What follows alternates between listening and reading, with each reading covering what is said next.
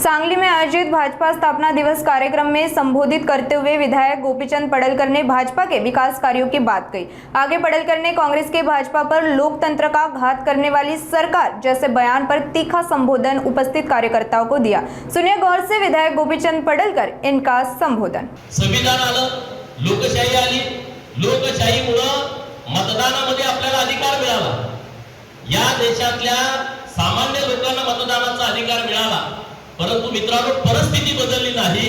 कारण राष्ट्रीय काँग्रेस पक्ष सत्तेमध्ये आला आणि मग पूर्वी राणीच्या पोटी जन्माला यायचा तो राजा, परत अशी परिस्थिती झाली आमदाराच्या पोटी जन्माला येईल तो आमदार, खासदाराच्या पोटी जन्माला येईल तो खासदार, मंत्र्याच्या पोटी जन्माला येईल तो मंत्री, मुख्यमंत्र्याच्या पोटी जन्माला येईल तो मुख्यमंत्री।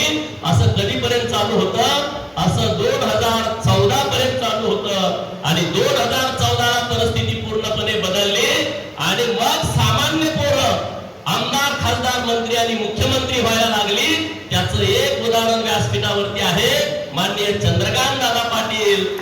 एका गिरणी कामगाराचा पोरगा या महाराष्ट्राचा मंत्री होतो, सांगली सारख्या मातबर जिल्ह्याचा पालकमंत्री होतो आणि प्रदेशाचा अध्यक्ष होतो। दुसरं उदाहरण आहे अण्णासाहेब डांगे साहेबांचं, जे 95 ला घडलं। या सांगली जिल्ह्यामध्ये प्रस्थापित आमदार जिल्हा, हा सांगली जिल्हा म्हणजे 2-3 घराण्याचा जिल्हा, त्या घराण्यातलाच कुणीतरी या सांगलीचा पालकमंत्री बनणार। या सांगलीचं जिल्हा नियोजनचं मंडळ मध्ये यांच्या बापाची जागीरदारी, याला पहिल्यांदा फाटा दिला भारतीय जनता पार्टीनं 1995 ला। आणि एका सामान्य धनगर समाजाच्या कुटुंबामध्ये जन्मलेले अण्णासाहेब डांगे या जिल्ह्याचे पालकमंत्री झाले, तेही भारतीय जनता पार्टीमुळे।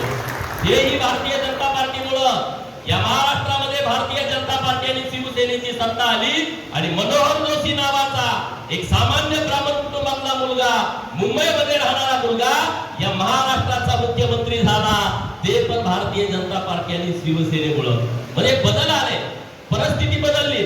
नाहीतर ठरल्याप्रमाणे होतं या महाराष्ट्रामध्ये आजोबा पण मंत्री झाले, त्याचा बाप पण मंत्री झाला, त्याचा नातू पण मंत्री आहे, असे अनेक उदाहरणं या महाराष्ट्रामध्ये आहे। आता ते गणित पूर्णपणे बदललं।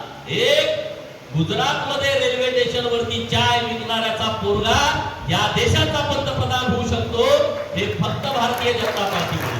हे फक्त भारतीय जनता पार्टीमुळे, दुसरीकडे नाही।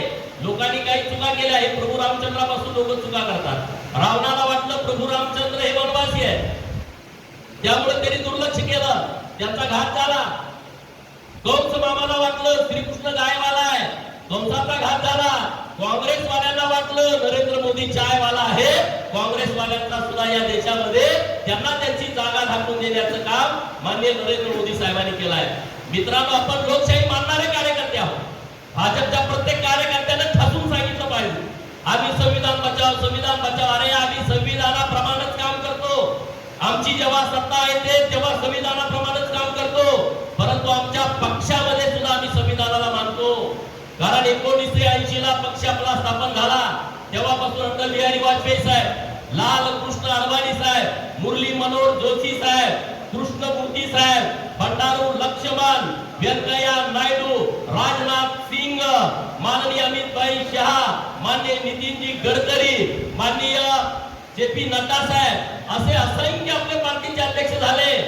1998 ला काँग्रेसच्या अध्यक्षा सोनिया गांधी झाल्या, ते मागच्या 2 वर्षापर्यंत त्याच अध्यक्षा होत्या, नंतर राहुल गांधी झाले।